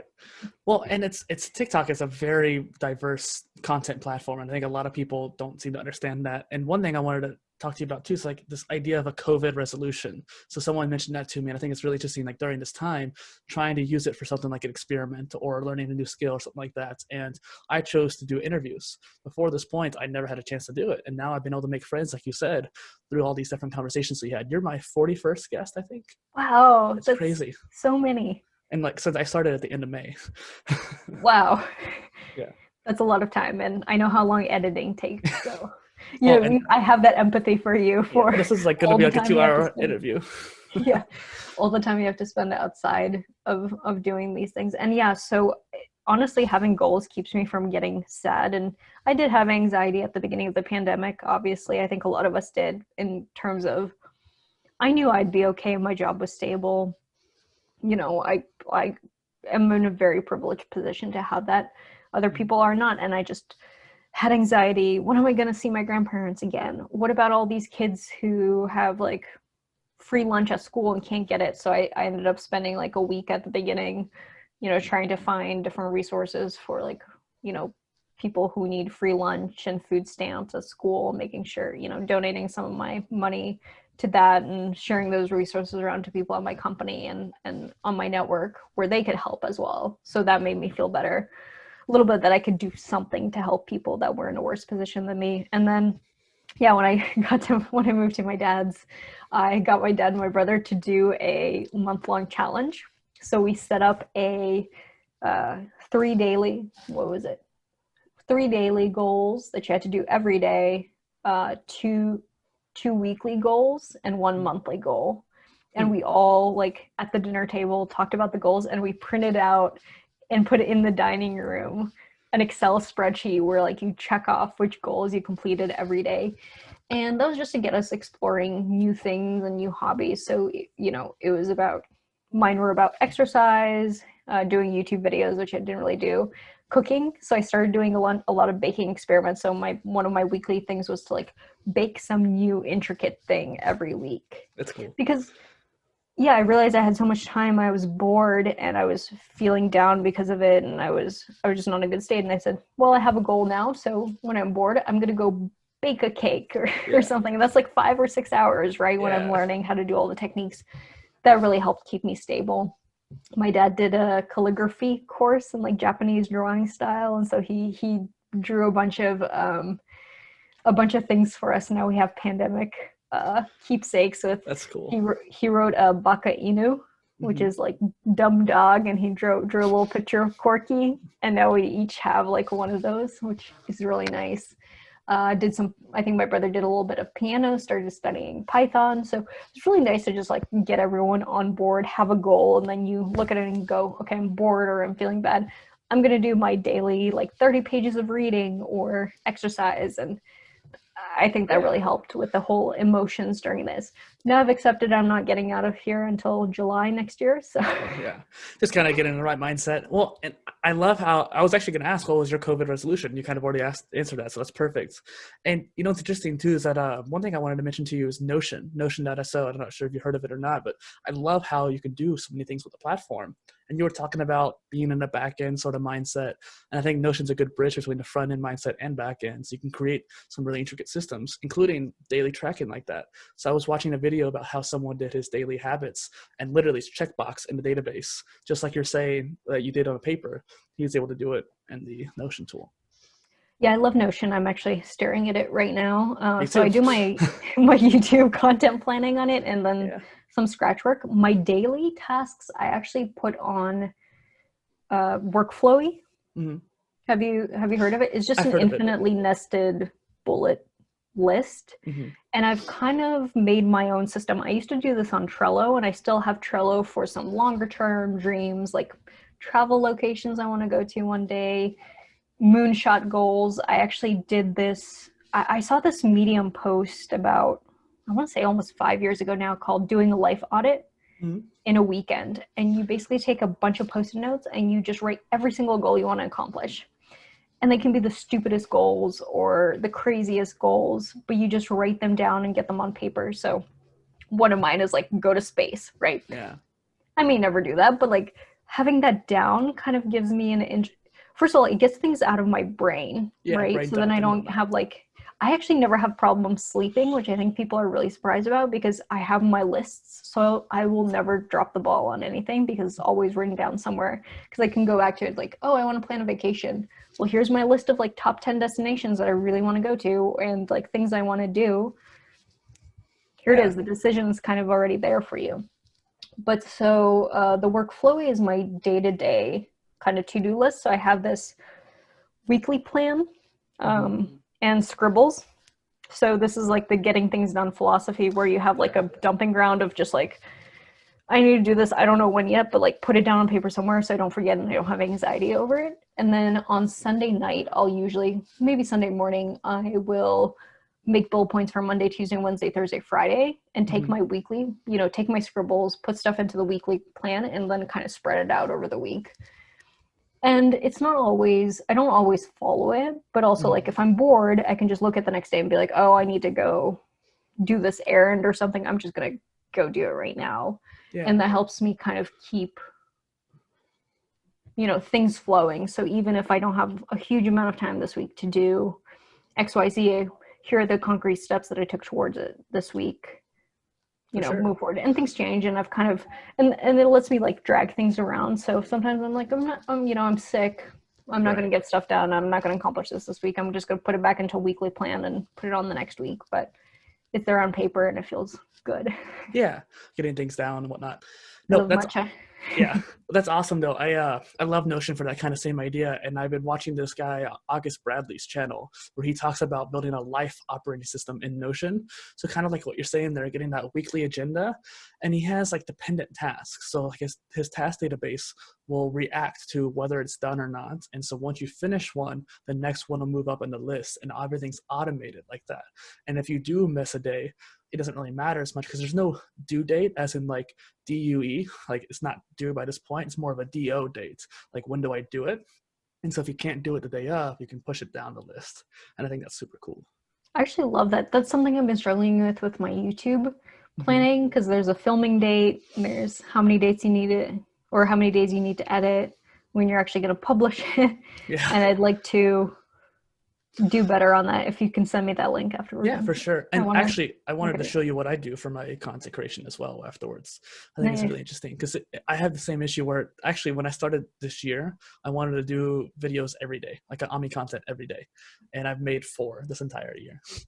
So yeah, I think there's like that balance you talked about, the just hard enough challenge, where it's nice to have the moonshot goal, but you shouldn't get discouraged if you miss it. And I think that's what people, because I had that the same thing. So I took a month-long break because I was actually going to do this video that I posted yesterday a while before, but I found an excuse, or what happened? I was sick, so then I missed it, and I was like, oh, well, now it's over. And then I found another excuse, like, oh, well, IBM is doing like summer school, so I don't want to like interfere with that summer school push. And then, oh, they're going to change the UI, so I have to refilm it, everything. So I had to refilm it twice. Oh, no. It was a week delayed from when I was planned.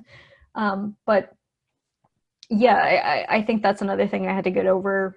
You want to do your best for consistency, and a lot of people for you to push that, but done is also good, and you want to just keep doing things. And sometimes channels that break the rules also do fine. So I'm trying to be kind to myself as well here, saying life happens, I have a plan. The plan sometimes gets broken. Sometimes I want to spend Saturday and Sunday at the beach. I probably really need to take a vacation soon, honestly. I haven't taken a vacation since Japan last year.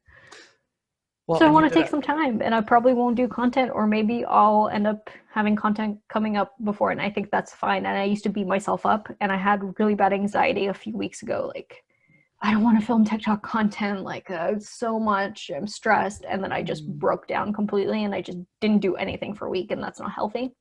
So you got to find that balance, and I'm trying to find that balance myself. Oh, and I empathize with you because in 2017, whenever I was trying to do YouTube videos and I was trying to do podcasts and blogging and doing all this different content, I had a burnout at the end of the year, just terrible, where I stopped working out, I stopped doing my hobbies, I stopped doing any kind of content creation around December, and it took a while to get back into it. And I think that by stressing yourself out, it's going to lead to burnout. And I realized that over years, the skills you learn for like content repurposing or batching, and even just kind of getting better at the skill of making it, it just makes it easier to do it more consistently. And so I think that when you have patience with it, it's very helpful.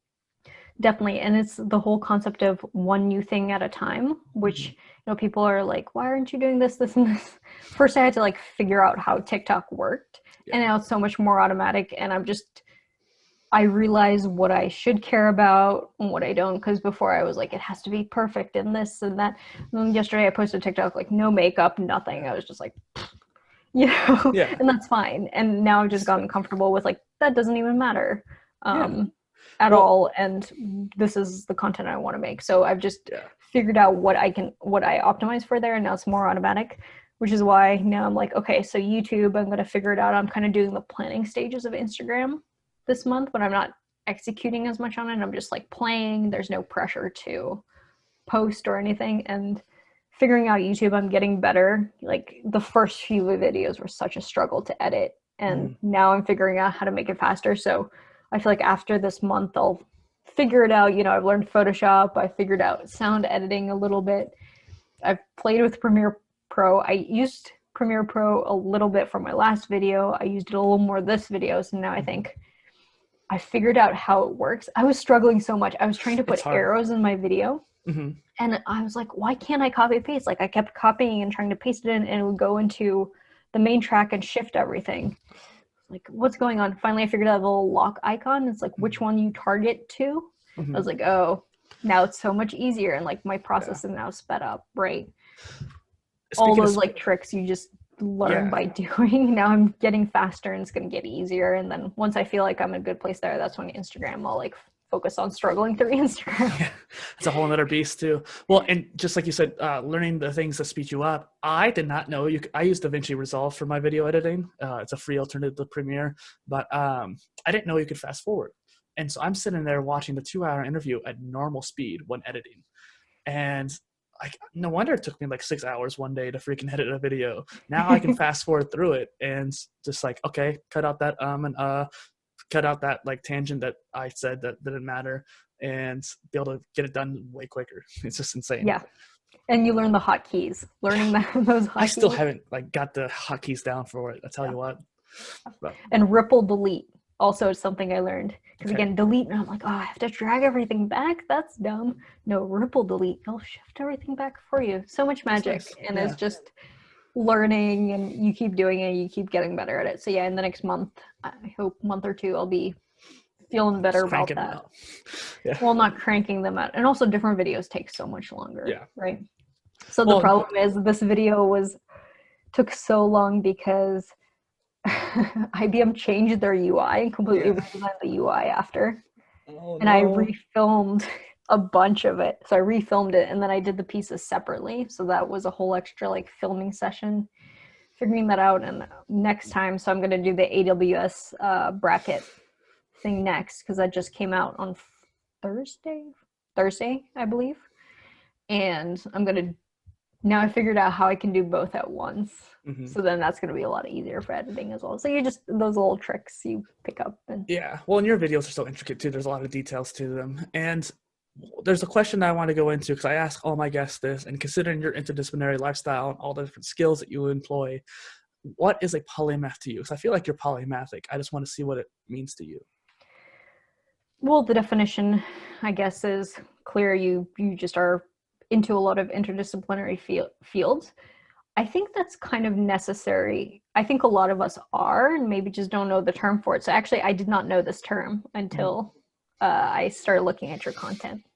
So I said, well, I guess I am that, but also I think the strength of a polymath is someone that can also build connections between those fields. And that's where you can really add value, right? So you're never going to be as good at a certain topic as someone that has been in the field for 30 years. But your experience in another field and your insights from there can connect together and make you better in some way there. So the skills transfer, and I think that's really interesting, and building that together is really interesting. I always mention with deep learning. Deep learning was actually a very easy jump for me, because deep learning is all matrix math. That's all quantum is. So that was a very quick thing. And so I was able to make connections very quickly between having that quantum background into deep learning and putting those metaphors and concepts into my brain in a different way. So I think that's interesting. And I think a lot of new startups and technologies right now are kind of, we joke about, this is the Uber of whatever. But honestly, the remix, like being a polymath means you can remix different fields together and do something innovative and interesting there in a certain niche that's better for, you know, this field in a certain way. That transferable knowledge in a way. Transferable and just, transfer learning almost. Like in machine learning, they have the concept of you train the machine learning model on this task, determining the difference between cats and dogs. Well, can it use that knowledge to already know a little bit more about determining the differences between a giraffe and a zebra? There's techniques to do that, and I kind of think that's how our brains, you see patterns in one field, you can identify those patterns somewhere else. Oh man, I love that. And I love how you were able to make it technical too. That's a great example there. So there's a lot of other questions that I wanted to go into with you. And there's one thing I wanted to mention is that there's a quote by Dominic Wallyman, a physicist and science communicator. It made me think of you and your content creation. And the whole quote goes, "The whole world would be very well served by people who are really good at science communication, people who understand the science, but who also can explain it in a way that the general public can understand." And I feel like you do that really well with your content. I feel like, yeah, I'm in a niche that's really interesting, and I'm exploring this. And I think, so my first content creation was in 2015, I want to say. I was in graduate school, and I wrote a blog post about quantum computing destroying security. And I had no knowledge of security, but I had realized that quantum was a problem for this sort of thing. And I realized there was a lot of content that was like really basic and actually bad metaphors. And I think metaphors do have a place in learning in terms of you should make them, but the quantum metaphors were just flat out wrong and building the wrong intuition. And then there was a lot of content in research papers, very, very technical, which you needed to be studying a PhD to understand those. There's this total gap of, I'm a computer scientist, I'm an engineer, I have some math background. I have no quantum background, but I know enough about technology.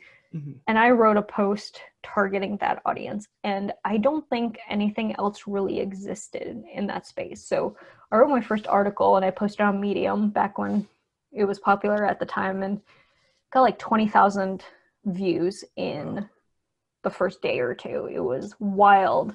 I actually didn't know this at the time, but I started a few years later, I Googled like my name. Turns out the founder of a bunch of cryptocurrencies mentioned my blog post in his interview on CoinDesk. Wow. I was cited in a white paper in some like cryptocurrency papers, and I just had no idea. I just knew a bunch of people read it, and people really like that content. And so that's when I started gaining Twitter followers. So I was talking, Twitter wasn't serious for me back then, but a lot of people started following me for more of this content. I started doing it more. And so that's kind of the niche that I found. And I don't think that really exists right now. So again, we'll see. I don't want to go like super pop science. I don't think that's my strength. I think as a scientist, it's kind of hard to go all the way back to the beginning. But one of the things I learned at Coursera and getting really good at was things that are obvious to you as a scientist and expert in the field are not very obvious to beginners. And being able to step outside yourself and think about that is very hard, but it's a skill that I've been trying to develop. And even people who try and make intro content in quantum are like, yeah, direct notation, Hamiltonians. I'm like, nobody knows about direct. Like, direct notation is only used in quantum. People don't know what it is. You need to start more basic than that. And that's where you can build a good metaphor, right? So someone who has a engineering background does know about matrix math, and you can say matrix math. Okay, so this is direct notation. You'll see it. Here's the term, understand it, and but it's really not that scary, you know. The concept isn't that scary. You just need to know the term. So that's the niche I'm really focusing on, that, but we'll see again how it evolves. I don't think there's a ton of people doing that, and I've always enjoyed content like that myself. So I love it. Well, and like you said, like, people aren't going to understand it as well as you might, and being able to understand that concept of how you could teach someone else something so profound is fantastic. It's hard, and it's a skill, and I'm very grateful for my years at Coursera, because I saw it happen every 3 months. We had a new set of instructors, and I saw the same issues over and over, and I saw the same problems, and now I'm taking those lessons and building my own content, and I can't imagine starting from scratch. I'm really happy for those experiences. Love that. And so kind of wrapping up here too, where can people find you and your content online? So like I mentioned, my home base will be my website. So if TikTok dies or Instagram dies or YouTube dies, whatever I'll be doing will be on my website. That's www.amarchenkova.com. So my handle is at @amarchenkova on pretty much every single platform. So you can search for me and find me on that. I love how you have the consistency of that. I hate it when certain brands have to like change a letter or even have a completely different username because it's not the same on different platforms. I get it how they have. Yeah, so I debated for a long time whether I want to start a new brand on this, but because I was already established on Twitter as Marchenkova and I had some followers back from my tech hackathon days on my Instagram at that, I decided to stick to it. I think it's fine. I think a personal brand suits you best too, more than like a quantum brand kind of thing. That's great. Well, and then I'll make sure I have links in the description for you. And then what could be like the call to action for the people in the audience today to do? So I was thinking about this for a while, and I want everyone to do something that scares them this week. So like I mentioned, I made that YouTube video and never posted it. Post that YouTube video, film that video, post that TikTok. I don't care if you don't know how to dance. I don't know how to dance. And I posted that TikTok and it was terrifying and I was scared my coworkers would find it, but do it. Like you have to do it this week. You're going to do that thing that scares you. I should put a link of that TikTok in the description too. My first TikTok was so funny. I filmed it in 5 minutes. I had a friend coming to visit and I was waiting at the apartment and I was like, okay, I'm going to do my first TikTok. And I think I'm like awkwardly sitting there like, here's quantum resources. It was bad, but that's a lot. I love it. People liked it and I've gotten better. Well, and you got to expose yourself. That's the biggest thing about that. You got to just let yourself be yourself and see how people react. And just deal with it. And honestly, anyone that gives you any grief for it, they're not really your friends. Yeah, definitely. And we talked about the super fans. That's who you really need to serve, not the people who leave the mean comments or something like that. Yeah, ignore the. So this is something I've also thought a lot about for social media, but who do you want to be? You know, some people let all their comments slide. Some people delete them. Like, if you don't want to see it, it's something that makes you feel bad, you have every right to delete that. Like, you shouldn't be made to feel bad in your own domain. Yeah. That's just my view. Well, and this is Anastasia Marchenkova, the quantum researcher and content creator, and this is the Polymath Polycast. I'm Dustin. Thank you for coming on. Thank you.